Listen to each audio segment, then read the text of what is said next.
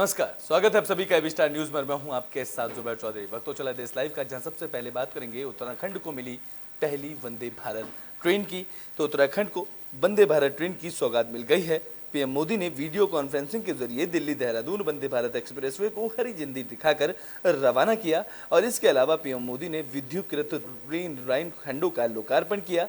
इस दौरान पीएम मोदी ने उत्तराखंड के सभी लोगों को वंदे भारत एक्सप्रेस ट्रेन की सौगात मिलने पर बधाई दी। बता दें कि ये ट्रेन देश की राजधानी को देवभूमि से और भी तेजी से जोड़ेगी, जहां लोगों का सफर इससे और भी आसान हो जाएगा। बता दें कि दिल्ली देहरादून वंदे भारत ट्रेन बुधवार को छोड़कर सभी 6 दिन चलाई जाएगी, जो देहरादून से सुबह 7 बजे चलेगी और 11:45 पर आनंद विहार टर्मिनल पहुंचेगी। इसके बाद शाम को 5:50 पर आनंद विहार से चलकर 10:35 पर देहरादून पहुंचेगी। बता दें कि 314 किलोमीटर का यह सफर वंदे भारत ट्रेन 4 घंटे 45 मिनट में तय करेगी। इस दौरान अभी तक दोनों शहरों के बीच की दूरी तय करने के लिए 6 घंटे से ज्यादा का वक्त लगता है।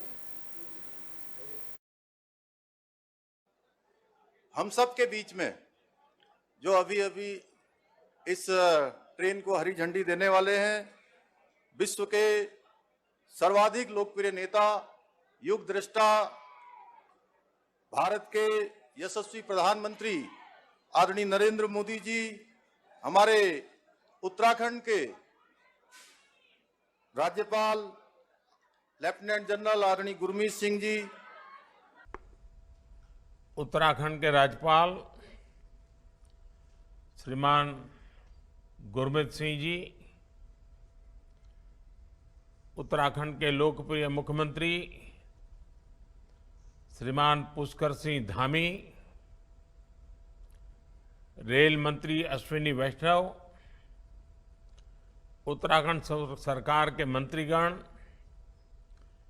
विभिन्न सांसदगण, विधायक, मेयर, जिला परिषद के सदस्य, अन्य महानुभाव और उत्तराखंड के मेरे प्रिय भाइयों और बहनों, उत्तराखंड के सभी लोगों को वंदे भारत एक्सप्रेस ट्रेन की बहुत बहुत बधाई। तो बुलेटिन में बात करेंगे मणिपुर हिंसा की, जहां मणिपुर में तीसरे दिन भी हिंसा देखने को मिली है। इससे पहले भी मणिपुर में हिंसा की खबरें सामने आई थी। तो मणिपुर में मैतेई समुदाय को एसटी का दर्जा दिए जाने के खिलाफ 3 मई से शुरू हुई हिंसा 20 दिन बाद फिर भड़क गई है, जहां विष्णुपुर जिले के बाद गांव में कर्फ्यू में ढील देते हुए हिंसा हुई। दरअसल संदिग्ध कुकी लोगों ने मंगलवार को 3 मैतेई घरों को आग के हवाले कर दिया था, जिसके बाद इस घटना का बदला लेते हुए दूसरे समुदाय के लोगों ने भी 4 घर जला दिए थे, जिसमें हथियारबंद लैस लोगों ने विष्णुपुर के मोईरांग के कुछ गांवों को आग के हवाले कर दिया। इस दौरान वहां कई झड़प भी देखने को मिली थी। इस दौरान हंगामे का शोर सुनकर मोईरांग के स्थित राहत शिविर से कुछ लोग बाहर आए। इस बीच तोईजाम चंद्रमणि नाम के युवक के पीठ में गोली लगी, जिसकी मौत हो गई। जहां सेना, असम राइफल और राज्य सुरक्षा इकाइयों को तमाम कोशिशों के बावजूद राज्य में हिंसा नहीं थम रही है। हाल ही में अज्ञात लोगों की एक भीड़ ने मंत्री के घर पर हमला बोल दिया और वहां पर तोड़फोड़ की गई।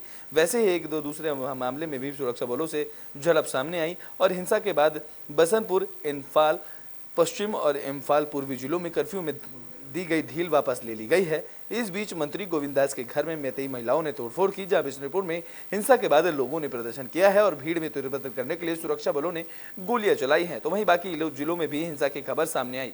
राज्य में 3 हफ्ते पहले शुरू हुई हिंसा में 70 से ज्यादा लोगों की मौत हुई है और स्थिति को नियंत्रण करने के लिए सेना और अर्धसैनिक बलों को तैनात किया गया है। इस बीच पूर्वी सैन्य कमान के commander lieutenant general RP Singh कातिल ने राज्य में सुरक्षा स्थिति का जायजा लेने के लिए मणिपुर का दौरा किया, जहां मणिपुर हिंसा के दौरान बाकी पूर्वोत्तर राज्यों में भी चिंता बढ़ गई है, जहां 10,000 से अधिक लोगों ने मिजोरम और असम में शरण ले रखी है। इस दौरान मिजोरम के सीएम जोरमथांगा ने कहा है कि मणिपुर की समस्या गंभीर है। सीएम बीरेन सिंह ने दंगाइयों से सख्ती से निपटने के लिए उन्होंने सलाह दी है। नागालैंड में भी इस दौरान मणिपुर की हिंसा से बेचैनी है, जहां सीमा पर उन्हें सख्ती बढ़ा दी गई है।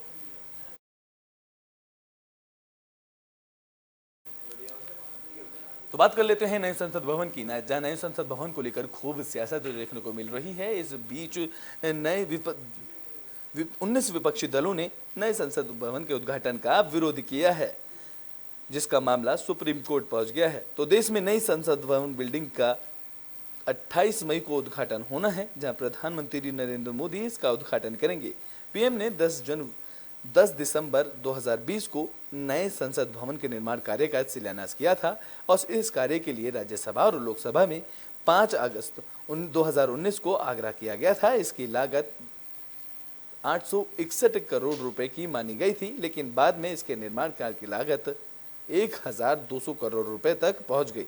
बीजेपी नई संसद बिल्डिंग के उद्घाटन समारोह को देश के लिए गौरव का पल मानते हुए जश्न मना रही है और इसको लेकर दिल्ली पुलिस मुख्यालय में हाई लेवल मीटिंग भी की गई है, जहां कई राजनीतिक दलों ने इस समारोह में शामिल नहीं होने का फैसला लिया है और वहीं पहलवानों ने नई इमारत के सामने उसी दिन पंचायत लगाने की भी बात कही है। इसके चलते नई दिल्ली डिस्ट्रिक्ट में सिक्योरिटी अरेंजमेंट किए जाने को लेकर समीक्षा बैठक की गई, जहां मल्टी लेयर सिक्योरिटी की तैयारियों को लेकर ये मीटिंग की गई। नए संसद भवन के उद्घाटन का 19 विपक्षी दल विरोध कर रहे हैं, जहां उनका कहना है कि पीएम मोदी अगर नए संसद भवन का उद्घाटन करते हैं तो वह इस समारोह का हिस्सा नहीं बनेंगे। इसको लेकर कांग्रेस पार्टी लगातार सरकार का विरोध भी कर रही है।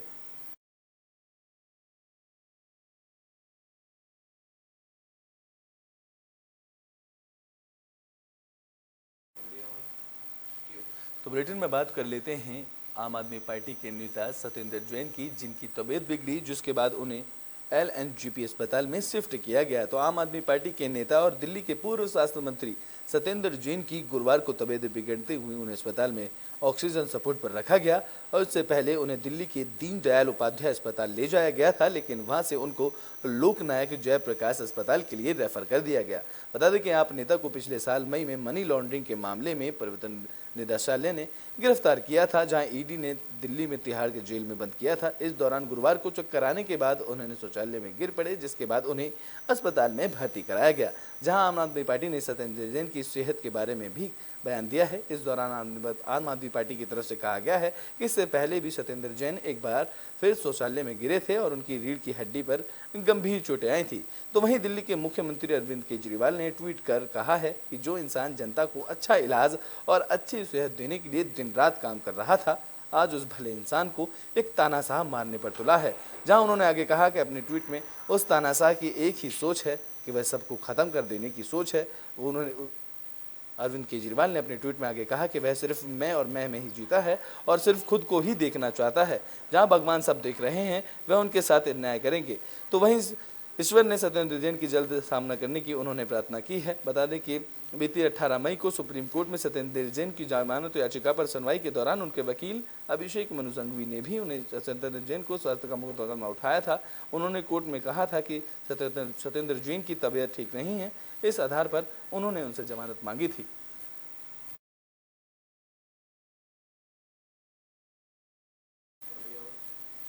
तो बुलेटिन में बात कर लेते हैं दिल्ली के जंतर मंतर पर बैठे पहलवानों की, जहां पहलवानों का जंतर मंतर पर धरना अब भी जारी है। तो दिल्ली के जंतर मंतर पर पहलवानों का धरना प्रदर्शन लगातार जारी है। पहलवानों के धरने का 33वां दिन भी लगातार जारी रहा, जहां साक्षी मलिक ने फतेहाबाद और हिसार पहुंचकर महिला पंचायत से समर्थन मांगा है। तो वहीं 28 मई को दिल्ली में नए संसद भवन पर पहलवानों ने पक्ष में महिला पंचायत का आयोजन किया जाएगा।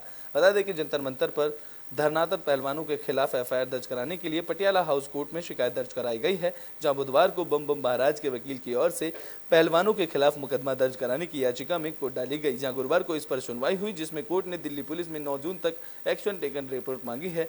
दिल्ली के जंतर मंतर पर धरना दे रहे पहलवानों के खिलाफ पटियाला हाउस कोर्ट में शिकायत दर्ज कराई गई, जिसमें प्रधानमंत्री नरेंद्र मोदी और ब्रजभूषण शरण सिंह पर झूठे आरोप लगाते हुए कहने की बात कही गई है। याचिका पर कोर्ट में गुरुवार को सुनवाई की गई, जिसके बाद कोर्ट ने दिल्ली से पुलिस को 9 जून तक एक्शन टेकन रिपोर्ट देने को कहा है और अब इस मामले में अगली सुनवाई 9 जून को होगी। याचिका में धरने पर बैठे तीनों मुख्य चेहरे पहलवान साक्षी मलिक, विनीश फोगाट और बजरंग पुनिया पर गंभीर आरोप लगाए गए हैं। ये भारतीय कुश्ती संघ के पूर्व अध्यक्ष ब्रजभूषण शरण सिंह की गिरफ्तारी की मांग को लेकर 32 दिन से पहलवान का जंतर मंतर पर धरना दे रहे थे, जिसके बाद याचिका में कहा गया है कि पहलवानों ने पुलिस स्टेशन, महिला हेल्पलाइन, राज्य महिला आयोग, महिला कल्याण मंत्रालय और भारतीय ओलंपिक संघ जैसे प्रशासनिक अधिकारियों से संपर्क नहीं किया, जिनके कार्यालय दिल्ली और बाकी राज्यों में भी हैं, लेकिन उन्होंने सीधे दिल्ली में जंतर मंतर पर धरना दिया है। देश लाइव में भी के लिए बस इतना ही। देश और दुनिया की तमाम खबरों के लिए देखते रहें ABC।